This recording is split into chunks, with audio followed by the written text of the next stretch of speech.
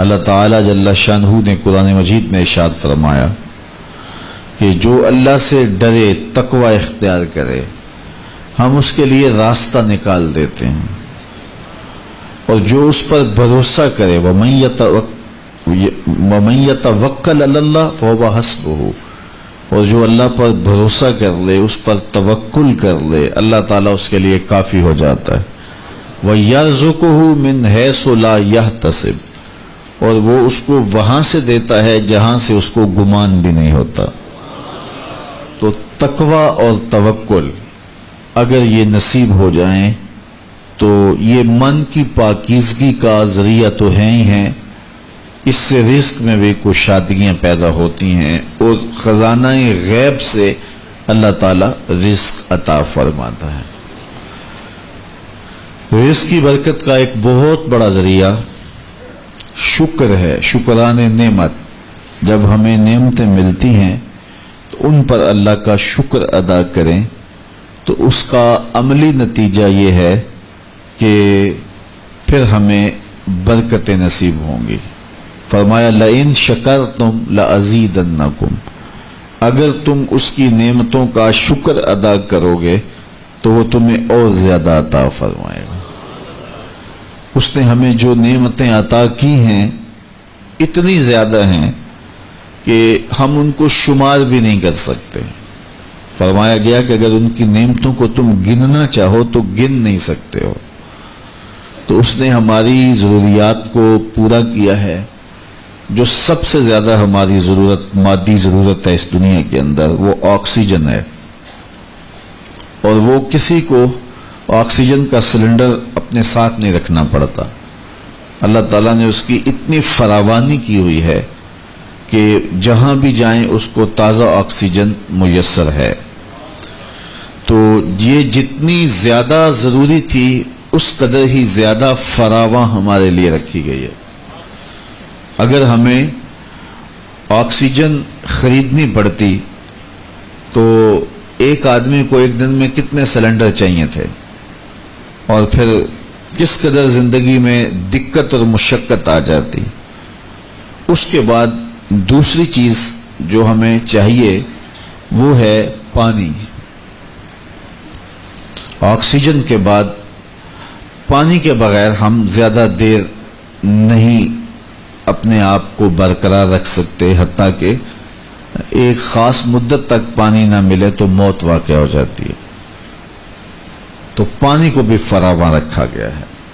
آسمان سے بھی پانی برستا ہے، زمین سے بھی پانی نکلتا ہے، چشموں سے بھی پانی پھوٹتا ہے، برف بھی پگھلتی ہے، دریا بھی بہتے ہیں۔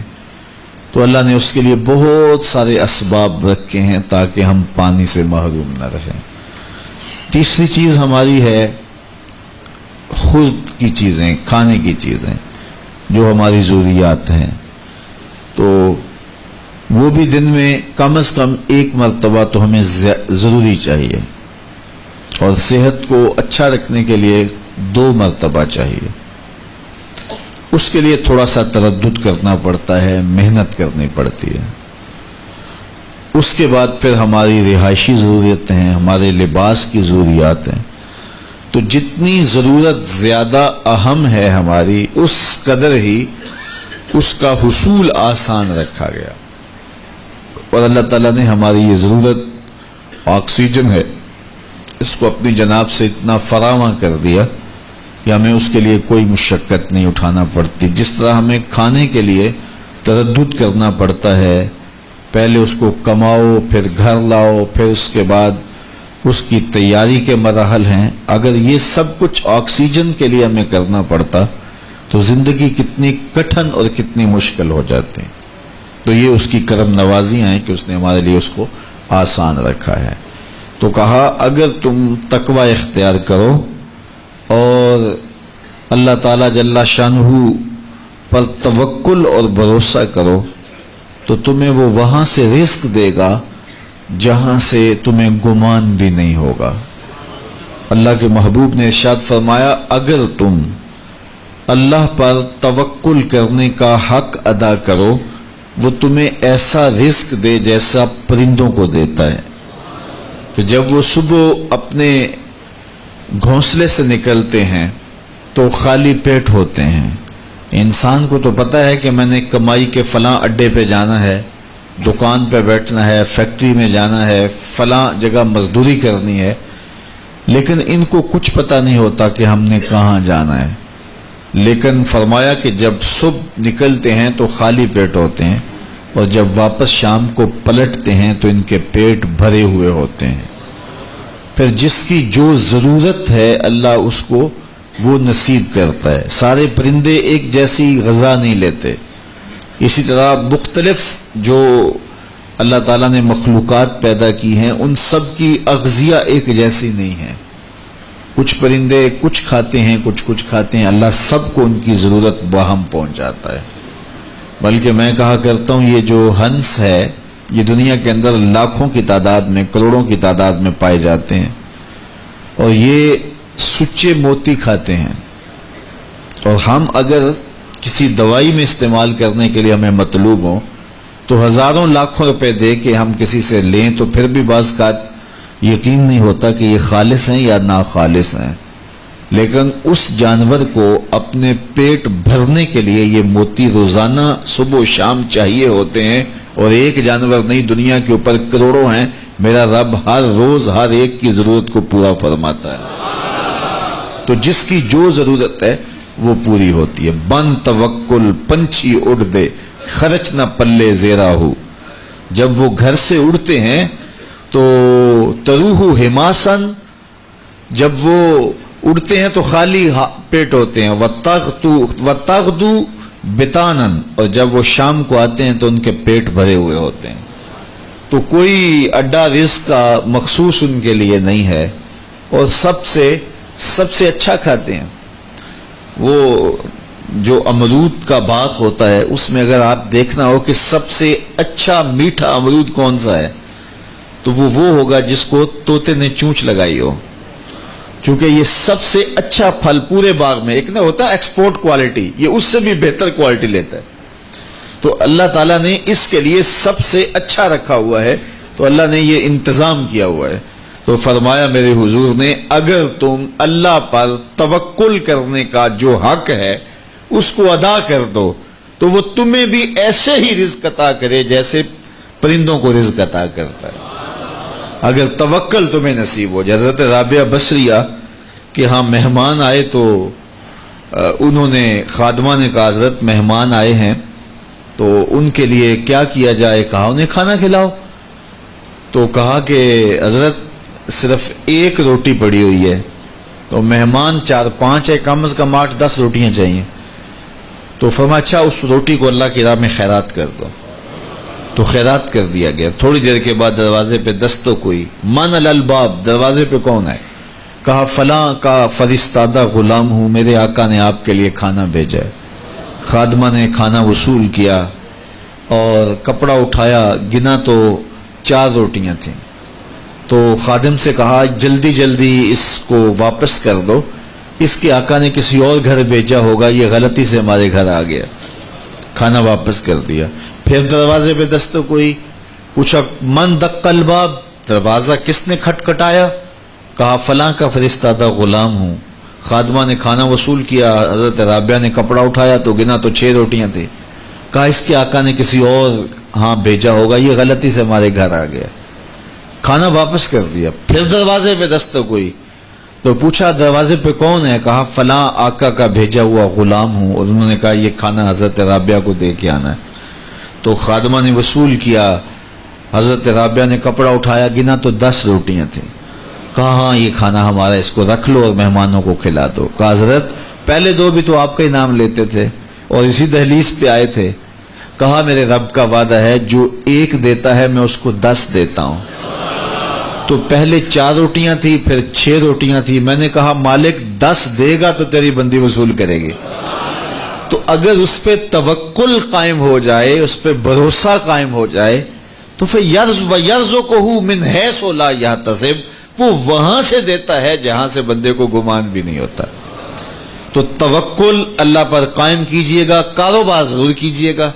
तवक्कुल यह है कि आप वो काम जरूर करें लेकिन कहें कि یہ میرے کام کا نتیجہ نہیں مجھے مل رہا، یہ میرے اللہ کا فضل مجھے مل رہا ہے، تو پھر دیکھنا کہ اللہ تعالیٰ کیسے راستے کھولتا ہے۔ تو جب انسان اللہ کے فضل پر توکل قائم کر لیتا ہے تو پھر کام کاج ضرور کرتا ہے، لیکن اس کی زندگی کی جو ٹینشن ہے وہ ختم ہو جاتی ہے۔ بندہ کہتا ہے کہ یہ ہے تو میں کرتا ہوں، تو یہ نہیں ہوگا تو یہ نہیں ہوگا، بس وہ جتنا کر سکتا ہے وہ کرے، باقی چھوڑ دے اس پہ، تو پھر وہ خزانہ غیب سے نصیب فرمائے گا۔ اچھا، حضور علیہ السلام نے ایک اور چیز ارشاد فرمائی، بلکہ اپنی امت کے لیے دعا دی، اللہم بارک لامتی فی بکورہا، اے اللہ میری امت کے لیے صبحوں میں برکتیں ڈال دے۔ جو کام صبح کیے جاتے ہیں ان کاموں میں بڑی برکت ہے، جو کام جو ہے وہ دیر سے کیے جاتے ہیں، رات کو کیے جاتے ہیں، دوپہر کے بعد کیے جاتے ہیں، ان میں وہ برکات نہیں رکھی گئی جو حضور کی دعا سے صبح کے کاموں میں برکت رکھی گئی ہے۔ تو اس لیے آپ اپنے کام کاج میں جو ہے وہ صبح کو اس کا آغاز کیجئے، پھر دیکھنا کہ برکتوں کے قافلے کیسے اترتے ہیں، اس لیے کہ میرے حضور کی دعا کبھی مسترد نہیں ہوتی۔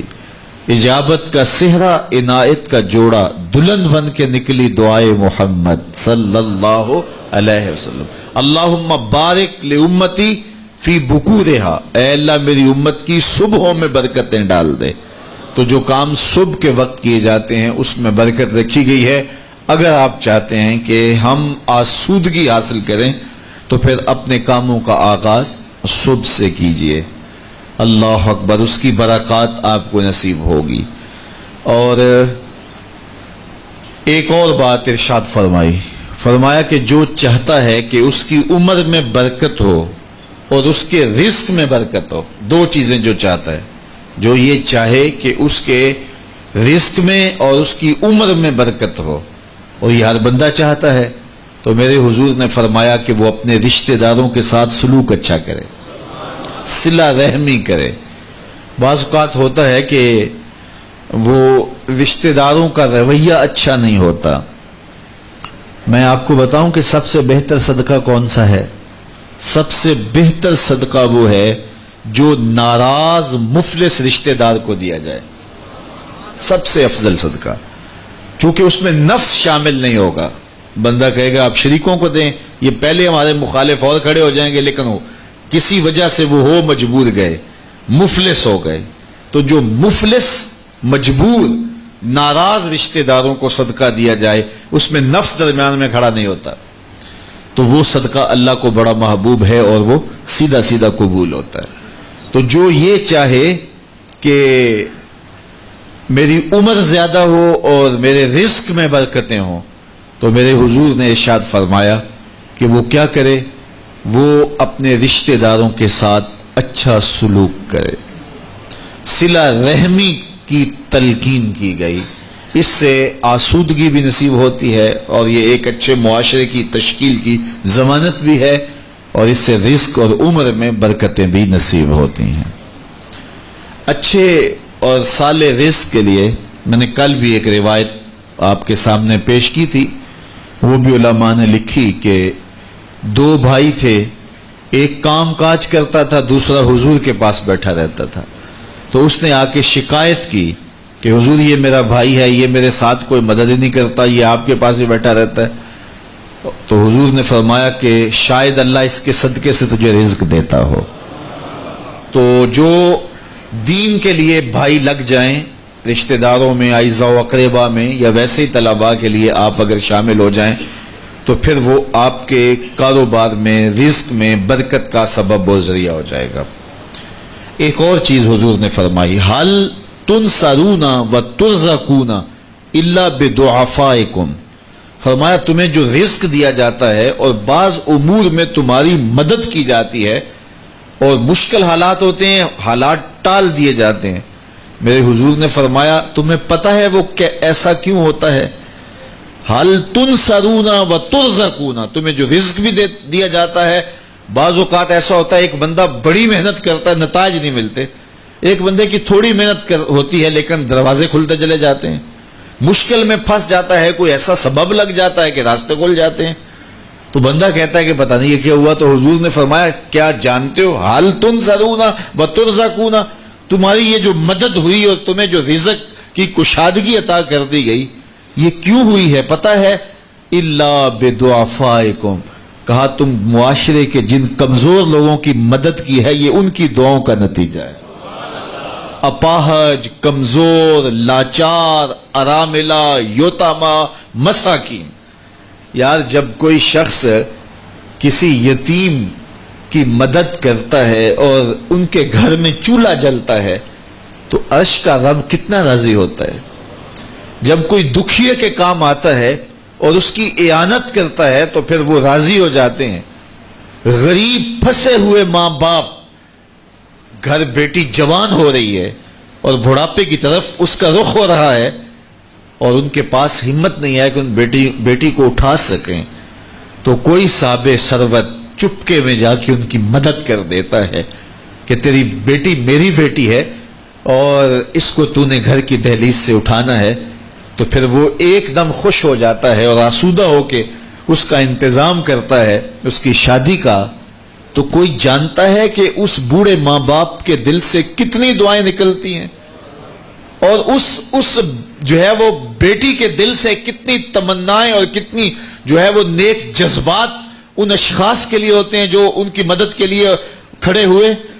تو کوئی اس کا وزن ہے؟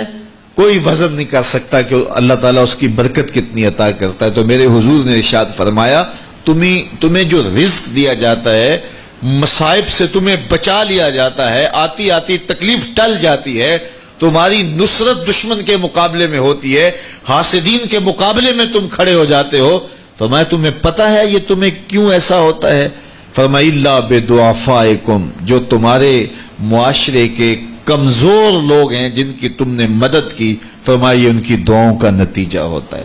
ان کے اٹھے ہوئے ہاتھ اللہ کبھی خالی نہیں موڑتا ہے۔ اس لیے لاچار لوگوں کی، دکھی لوگوں کی، بے بس اور بے آسرا لوگوں کی مدد کے لیے کھڑے ہو جایا کرو۔ وہ کسی نے کہا تھا کہ بڑوں کی بڑی بڑی خدمتوں سے وہ سکون نہیں ملتا جو چھوٹے چھوٹے لوگوں کی چھوٹی چھوٹی خدمتوں سے مل جاتا ہے۔ بڑوں کی بڑی خدمتیں بھی کریں تو وہ راضی نہیں ہوتے، لیکن چھوٹوں کی چھوٹی چھوٹی خدمتیں، یار غریب کو تو پیار سے کھڑا کر کے اس کے پشت پہ شفقت کا ہاتھ پھیر دیں تو وہ سارا دن خوشی سے گزار دیتا ہے کہ آج جو ہے وہ فلاں صاحب نے مجھے تکریم دی ہے، مجھے عزت دی ہے۔ تو میرے حضور نے فرمایا کہ تمہاری یہ جو مدد ہوتی ہے اور رزق دیا جاتا ہے یہ تمہارے کمزوروں کی وجہ سے اللہ تعالیٰ تمہارے اوپر کرم فرماتا ہے۔ اچھا، ایک اور ذریعہ رزق کے اضافے کا حضرت عبداللہ ابن مسعود رضی اللہ تعالی عنہ کی مرویات سے۔ یہ حضرت عبداللہ ابن مسعود جلیل القدر صحابی ہیں، ان کے ہاں بیٹیاں ہی بیٹیاں تھیں۔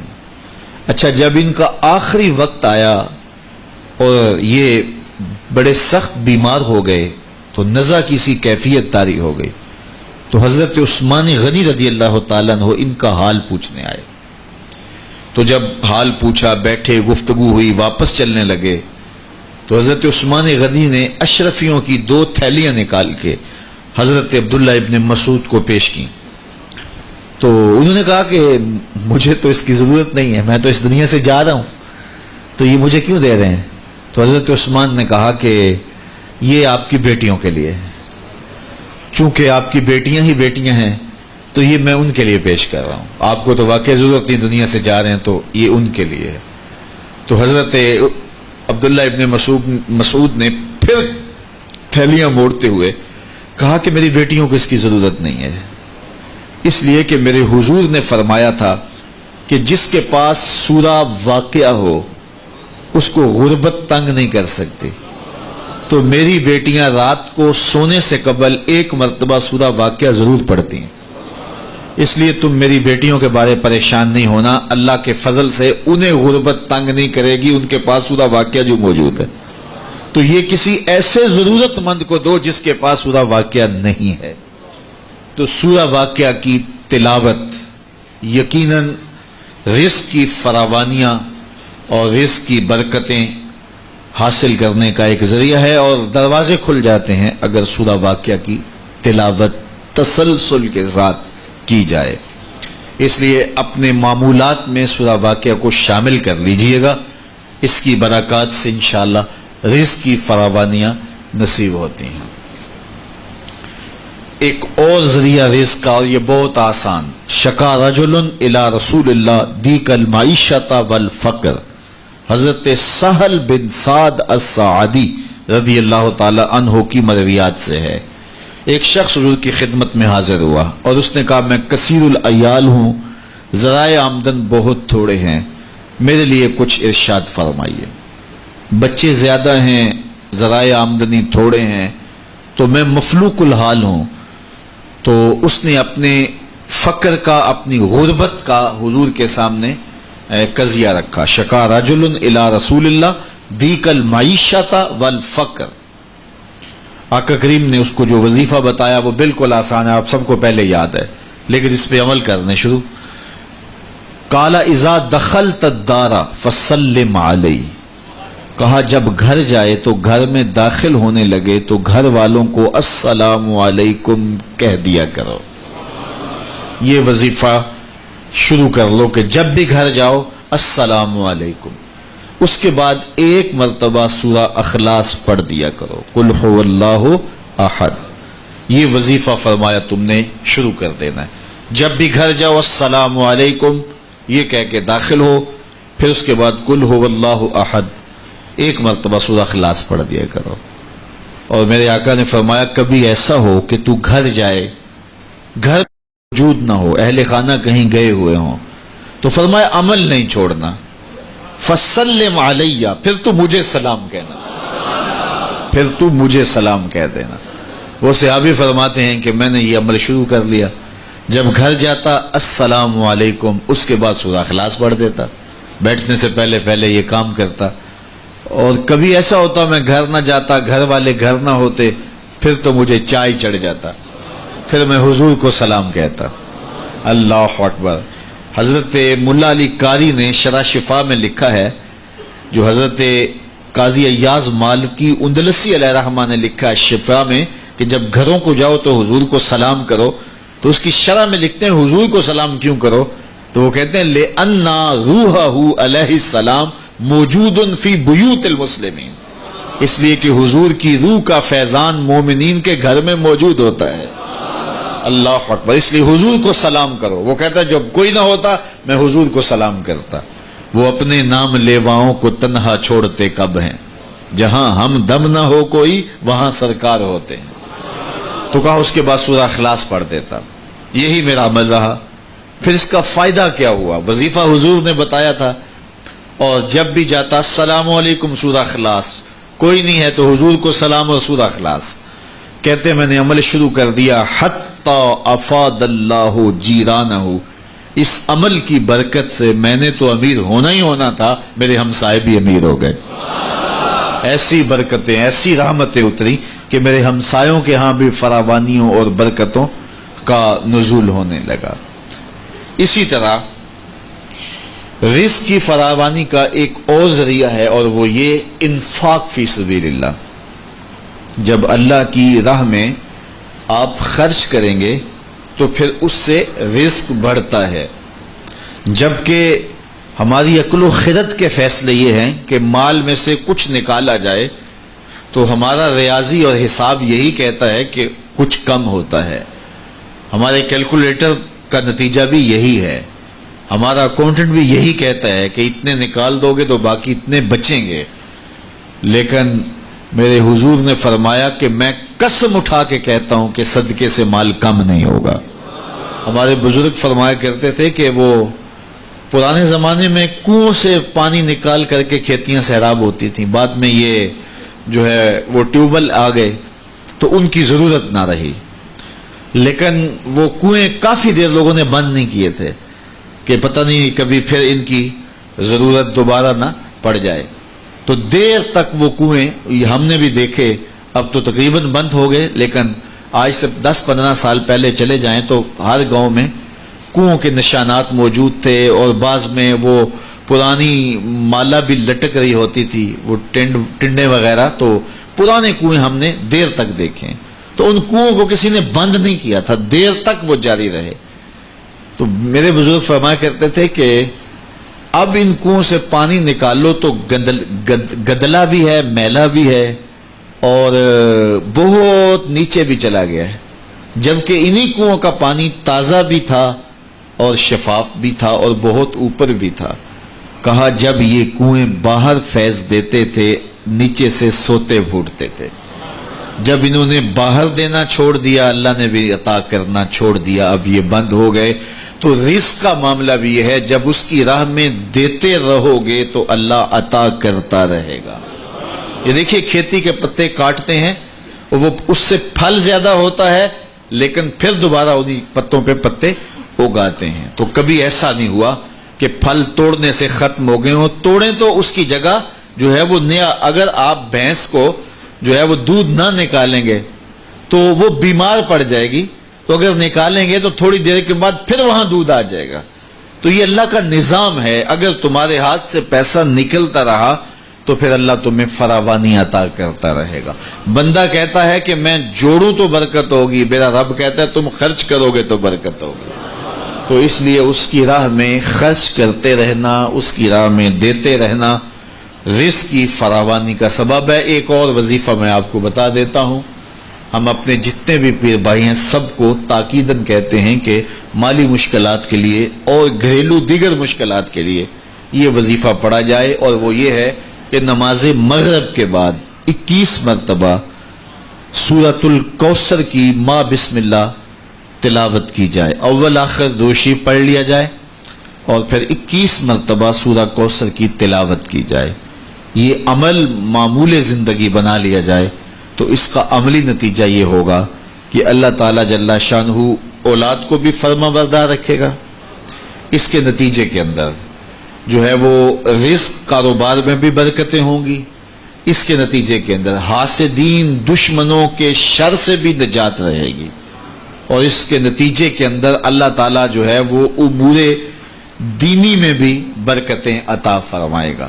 تو یہ ایک مؤثر ذریعہ ہے، اور اگر کسی کو مسائل زیادہ ہوں تو وہ ہر نماز کے بعد یہ عمل کر سکتا ہے، ورنہ مغرب کے بعد 21 مرتبہ سورہ کوثر کی تلاوت کرنے سے بہت ساری برکات حاصل ہوتی ہیں۔